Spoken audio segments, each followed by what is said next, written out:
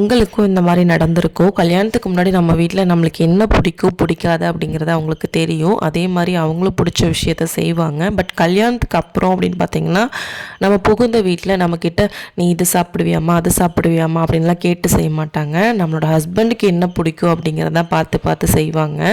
நம்மளும் அவங்க செஞ்சு கொடுக்குறாங்க, அவங்க மனசு கஷ்டப்படக்கூடாது, நம்ம பிடிச்சாலும் பிடிக்கலனாலும் சொல்லாமல் சாப்பிடுவோம்.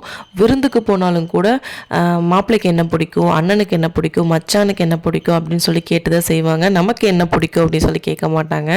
நம்ம வீட்டுக்கு போனாலும் கூட மாப்பிள்ளை வந்திருக்காங்க, மாப்பிள்ளைக்கு இந்த சட்னி செய்யணுமா அந்த சட்னி செய்யணுமா, இந்த டிஷ் பிடிக்குமா பிடிக்காதா அப்படின்னு சொல்லி பார்த்து பார்த்து செய்வாங்க. அதே நம்ம தனியாக போனோம் அப்படின்னா நம்மளை நல்லா கவனிப்பாங்க. ஹஸ்பண்ட் கூட போனோம் அப்படின்னா தான் மாப்பிள்ளைக்கு தான் ஃபஸ்ட்டு ப்ரிஃபரன்ஸ் கொடுப்பாங்க.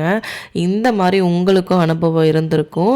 கமெண்ட் பண்ணுங்கள். நம்ம சேனலை தான் ஃபர்ஸ்ட் டைம் பார்க்குறீங்கன்னா மறக்காமல் சப்ஸ்கிரைப் பண்ணி சப்போர்ட் பண்ணுங்கள். தேங்க்ஸ் ஃபார் வாட்சிங்.